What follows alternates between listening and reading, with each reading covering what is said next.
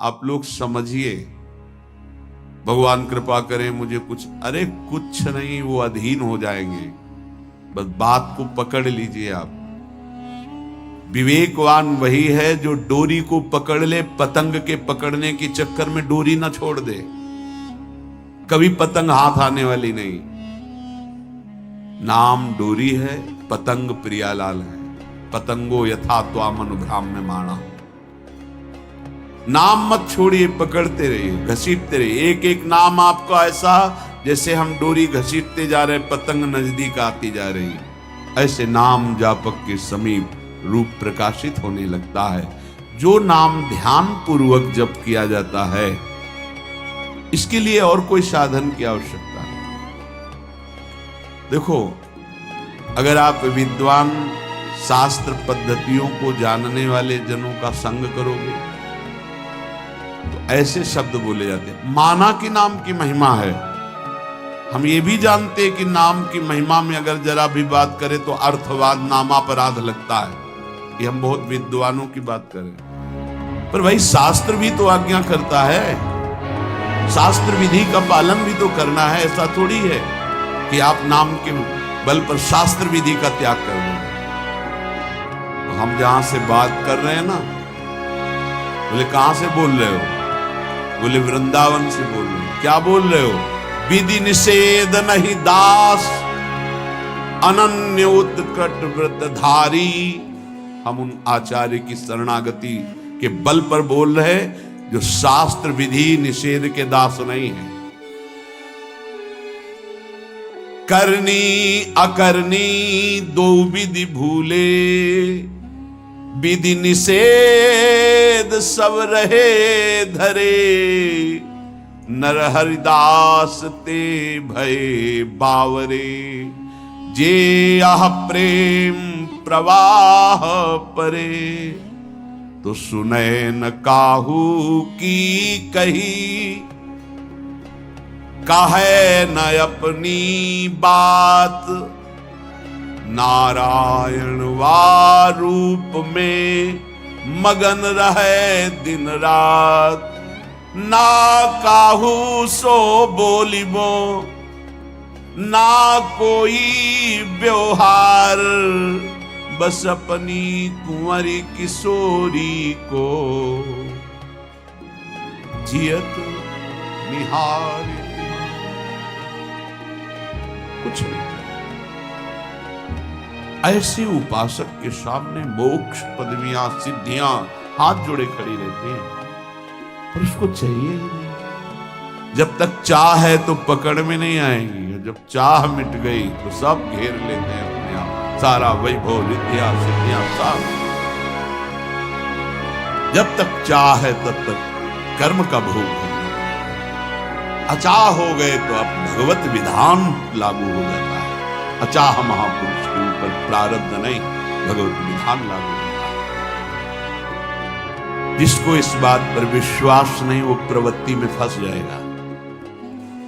ध्यान दें, इस बात पर विश्वास नहीं है कि नाम चल रहा है प्रियालाल का, अब मुझे कोई साधन की जरूरत नहीं। पूज्य भाई जी महाराज, मैं अपनी पहली और आखिरी बात कहता हूं कि आप नाम जप का नियम लें, निर्वाह प्रभु करेंगे। और कोई साधन करें, हम रोकते नहीं हैं, पर यदि आप नाम जप करते हो तो किसी और साधन करने की आवश्यकता ही नहीं है। महापुरुषों के वचन, ये कोई अपनी मनगढ़ंत बात नहीं। भगवान ने अपने को सहज में प्राप्ति करने का उपाय अपने श्रीमुख से बताया।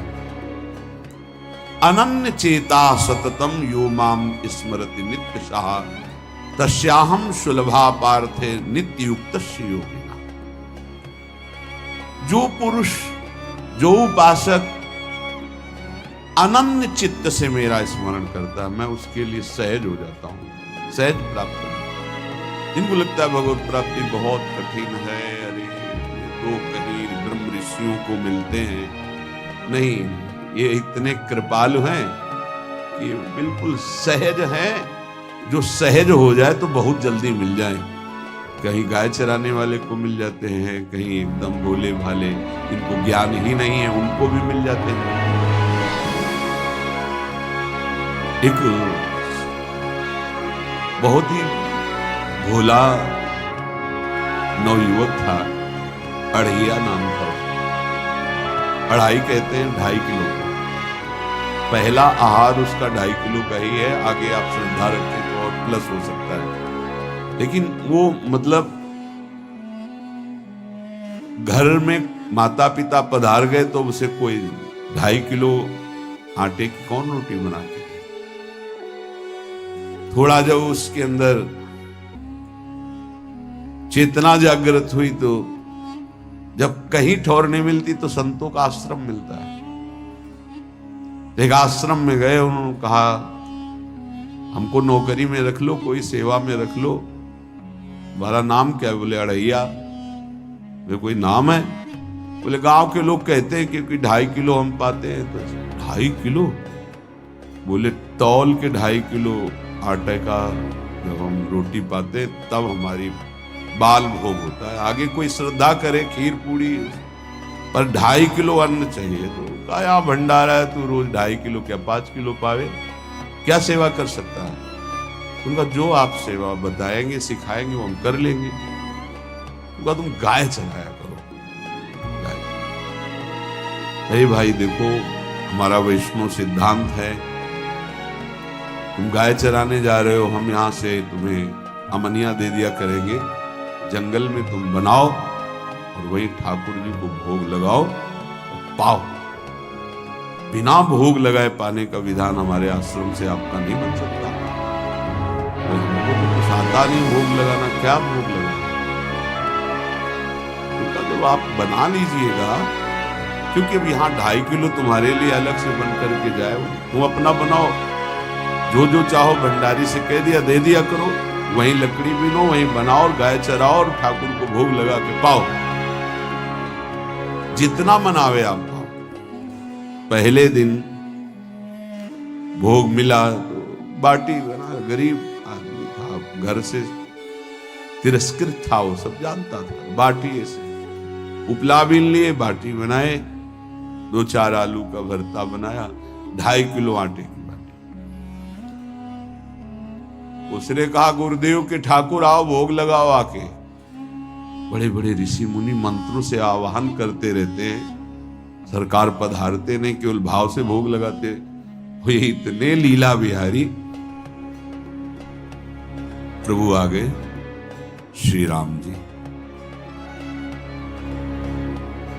अढ़ैया ने आंख खुरक लगी ऐसी तो आंख खोल के देखा, नवीन मेघ कांत अरविंदाक्ष सारंग धनुष धारण किए हुए सामने खड़े।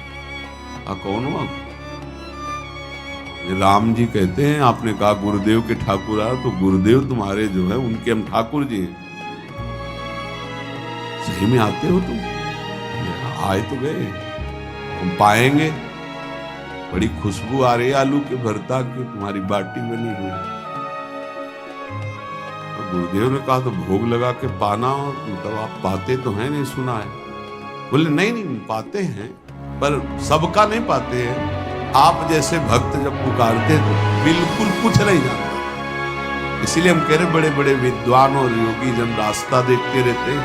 हरिवंश महाप्रभु ने इसीलिए लिखा है, मुनि मन ध्यान धरत नहीं पावत, करत विनोद संग बालक भट। ये विनोद करते हैं, प्रकट हो जाते बड़े बड़े मुनियों के जो ध्यान में नहीं आते। काश तो आप हमको ऐसे ही रखोगे, क्योंकि आप आ गए तो आप भी। प्रभु ने कहा जब तुम 2.5 किलो पा सकते हो तो हम तो 2.5 मन भी पा सकते हैं। बोले हमको ये पता नहीं था कि गुरुदेव के ठाकुर इतने भूखे रहते, पर आप अलग पत्तल में ले लो, अपने पूरे पत्तल में तो हम आपको पाने दें। बोले भोग थोड़े ऐसे लगाया जाता है कि तुम अपना रखो तुम अपना रखो। और बोले आंख मूंद कर तुम बैठो, जैसे तुम्हारे गुरुजी भोग लगाते हैं तो आंख मूंद लेते हैं, अब हम पाएंगे तुम्हें। तो आंख मूंद लिया, चलो भाई पाओ। सोचा एक आध बाटी पा लेंगे, बीच बीच में खोल के देखता जाता, भगवान सब चाहे। भगवान बड़े करत विनोद संग बालक वट, हरिवंश महाप्रभु कह, करत विनोद संग बालक वट, मुनिमन ध्यान धरत नहीं पावत। आँख खोला, बोला आज हमको भूखे रखोगे? बोले जानते हो तुम्हारे गुरु जी ने क्यों भोग लगाने को कहा? आज एकादशी है, हमारे गुरु जी के यहाँ एकादशी रह जाती, इसीलिए तुमको अमनिया दिया, वहां बनाया नहीं, और तुम्हें रोज अमनिया देंगे। तुम रोज आओगे, हम बुलाएंगे तो? अब आप बुलाओगे रोज तो आएंगे नहीं, हम रोज रोज आएंगे।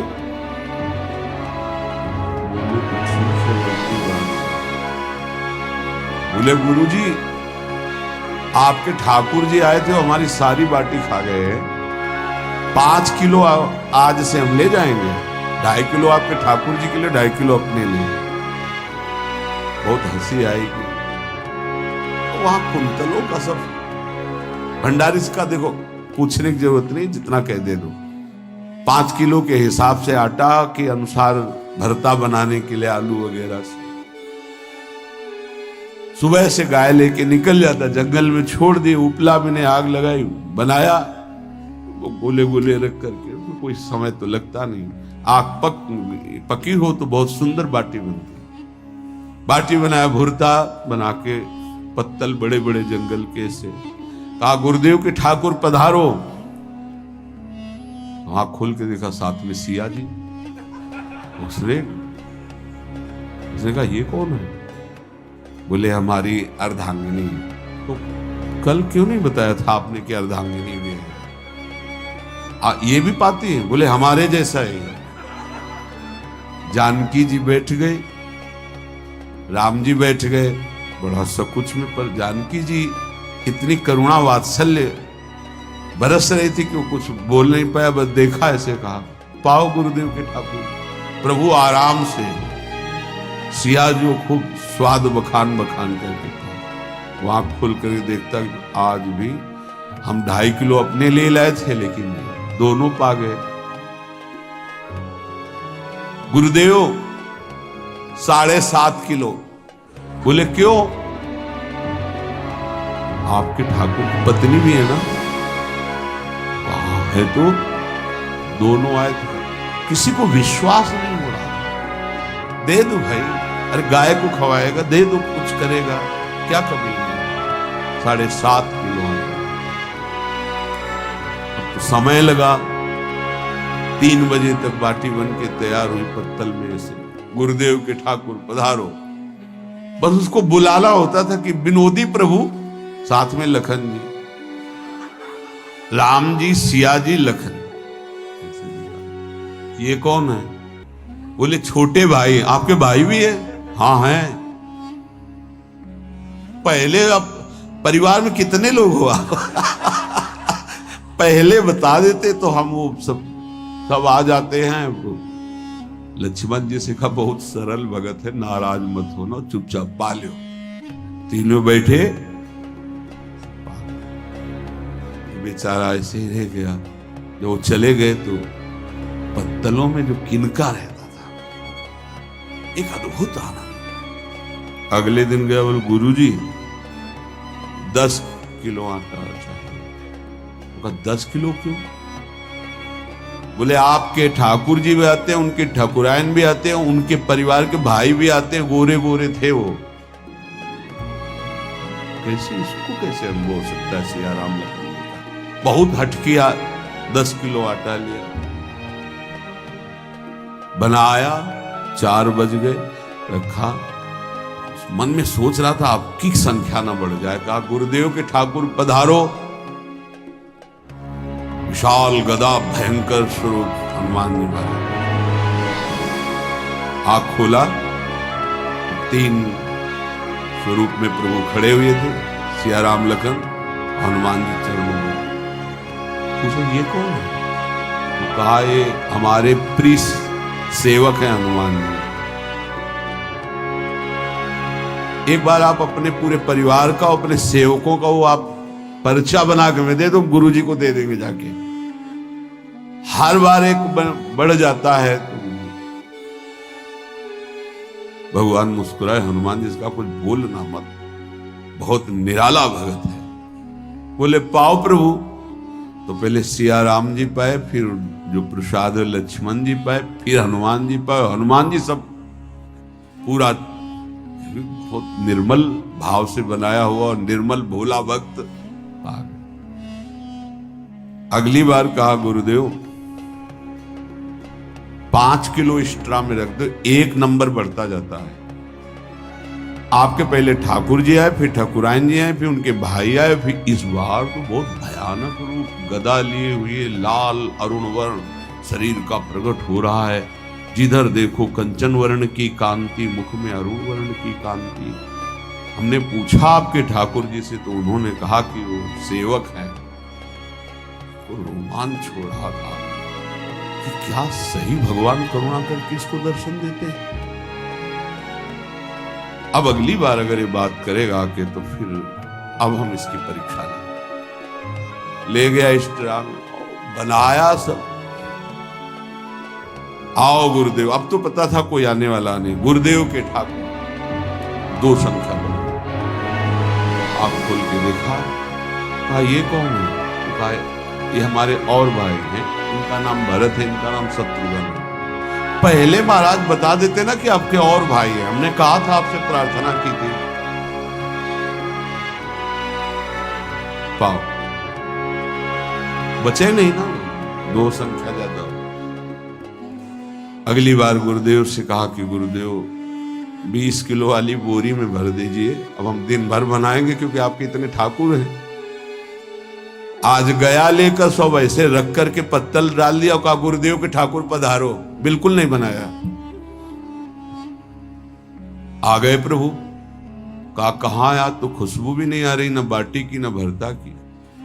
बोले प्रभु आपके साथ पत्नी है ना और सेवक भी है, इतने दिन से तो हमारे हाथ का पाए, आज हम पाना चाहते हैं। आप बनाओ, अपने रुचि का बनाओ और पाओ।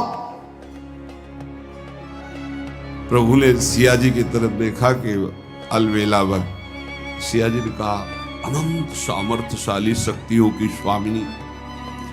बोले प्रभु देखो हमने ना उपला भी ना लकड़ी, आपके सेवक है ना, इनसे बोलो। हनुमान जी से कहा कि आप उपला और लकड़ी इकट्ठा करो, भाई आदेश है भगत का। लक्ष्मण जी चूल्हा जला रहे हैं, व्यवस्था आग की, और सिया जी के आंखों में आंसू भी आ रहे, धुआं भी लग रहा है, पर बना रहे। उसने कहा बनाओ, हम गाय एकत्रित करके आ रहे हैं। भागा, वो आश्रम में गया। बोले गुरुदेव आज पूरे परिवार सहित हमने फंसा लिया है आपके ठाकुर। उनका क्या फंसा लिया? बोले बड़े ठाकुर, छोटे ठाकुर, सेवक, उनकी पत्नी और 2 भाई उनके, पूरा परिकर सब बना रहे रोटी बाटी सब। महाराज आप चलो, आपको शंका होती थी, आज उनके हाथ कपा। उनको लगा कि पागल राम जी, लखन जी, भरत, शत्रुघ्न, सिया जी, हनुमान जी, ये बड़े बड़े योगियों के ध्यान में आने वाले नहीं। ये कैसे एक गंवार आदमी जिसको कभी कोई नाम जपना नहीं आया, कोई ग्रंथ नहीं आया, उसके सामने। पर भगवान की दयालुता पर संशय नहीं करना चाहिए। चल के देखते हैं।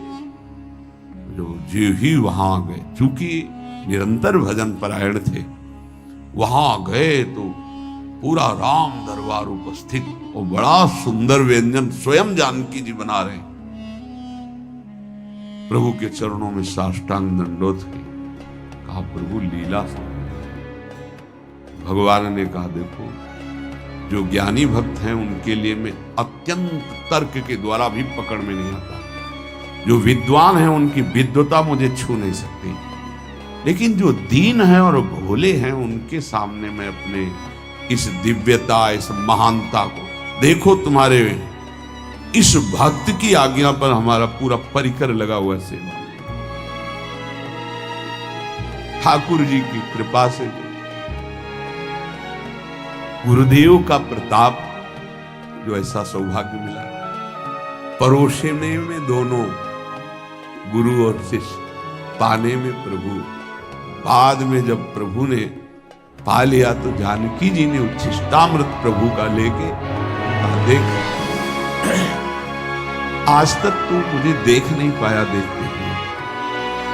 इसीलिए कृपालु। एकांत में श्री तुलसीदास जी रोकर प्रार्थना करते, जनक सुता जग जननी जानकी,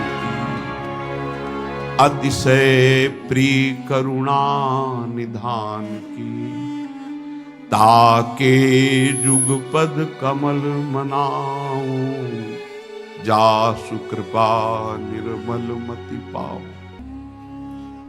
करुणा निधान प्रभु श्री राम की अतिशय प्राण संजीवनी मूरी, प्राण प्रिय सियाजू की, सीताजू के चरणों की वंदना करता हूं, जिससे प्रभु को पसंद है निर्मल मति निर्मल मन। उनकी कृपा से मेरा मन निर्मल हो जाए, मति निर्मल हो जाए। तासु कृपा निर्मल मति पाऊं। जीव ही जानकी जी ने अपने कर कमल से उस बालक को वाया, अढ़ैया को, त्रिगुण माया का मल नष्ट हुआ। ओ जी सच्चिदानंद प्रभु का साक्षात्कार निहाल हो। कब कौन से गुण पर कैसे जी जाए विश्वास कीजिए। बस आवश्यकता सहज होने की। हमारी स्वामिनी जो सहज है, सहज होने की आवश्यकता है। जिसको ये कि कहां मुझे ऐसा दुर्लभ सौभाग्य। देखो कोई नाम जप उसके अंदर नहीं, कोई पाठ नहीं, कुछ नहीं। गुरुदेव ने कहा कि भोग लगा के पाना है, भगवत साक्षात्कार। विश्वास रखना चाहिए कि प्रभु हमें प्रतिपल देख रहे हैं, हमारे साथ। सच्चिदानंद स्वरूप अपने आराध्य देव का निरंतर भजन और ध्यान पूर्वक भजन, ये दो बातें कह रहे हैं, भजन और ध्यान पूर्वक। पहले भजन करने की क्रिया होती है, फिर भजन में थोड़ी रुचि होती है, फिर ध्यान पूर्वक भजन होता है। ध्यान पूर्वक भजन चल रहे हैं, बैठे हैं, चेष्टा रहित हैं या चेष्टा युक्त हैं, हर समय वही नाम अक्षर मात्रा सहित एक एक शब्द गूंज रहा है। उसी में प्रियालाल का रूप झलक रहा है। अब हृदय में ध्यान है, मुख में नाम है, मंत्र है, इससे बढ़कर जीवन क्या। विश्वास भक्त को ही होता है, अन्य को भी नहीं सकता। कोई भी अगर अपनापन होता है तो प्रियालाल झलकते। जिस समय वो कटा उसी समय वो सामने। मैं हूं ना तो किसकी तरफ देख रहा है? ये जिसे कहा जाता है कि प्रभु वृंदावन से बाहर एक कदम नहीं होते। तो हमारे भक्त जहां होते वृंदावन के, वहां प्रियालाल जाते। ध्यान रखना, वहीं वृंदावन भूमि प्रकाशित होती है। चाहे वो लाखों कोस दूर हो, वृंदावन वहीं प्रकाशित होगा, उन्हीं के सामने प्रियालाल होगा। ये भक्ति विश्वास का मार्ग है। तुम्हारा एक ही कर्तव्य है, सब जगह से अपनापन हटा के अपने इष्ट में रखना और उनका चिंतन करना। बस हमारी ये साधना है। फिर तो प्रभु की ओर से जो कृपा की धारा आएगी कि आप उस पर बह जाएंगे। जितना जितना कृपा में डूबते जाएंगे उतना उतना प्रेमानंद बढ़ता चला जाएगा। ये सौभाग्य कभी निर्गुण उपासक को प्राप्त नहीं होता। पूज्य पादुड़िया बाबा जी ने कहा, प्रभु का साक्षात उसको दर्शन होता है, प्रभु उससे संभाषण करते हैं, प्रभु उसके साथ खेलने लगते हैं। ये निराकार की उपासना वाले उपासक को कभी सौभाग्य नहीं मिलता। भगवान की इस उपासना वाले को निराकार तत्व का बोध हो जाता है। ध्यान रखना, हमारा स्वरूप चराचर जगत का स्वरूप, भगवान का स्वरूप, सबका बोध हो जाता है प्रेम मार्ग के पथिक को। और सगुण साकार स्वरूप में जो प्रभु विराज, उनके साथ खेलना होता है। जो सगुण उपासक साकार उपासक हैं, उनको तो निर्गुणों उपासना का जो फल है सर्वत्र तत्व अनुभव, ये स्वाभाविक हो जाता है। लेकिन जो निर्गुण निराकार उपासक, उसको साकार रूप में दर्शन, संभाषण और लीला में ये नहीं। बड़ा भाग्यशाली है, अनेक जन्मों का उसका भजन सिद्ध हुआ, जिसको प्रभु के साकार रूप की भक्ति करने का अवसर मिला।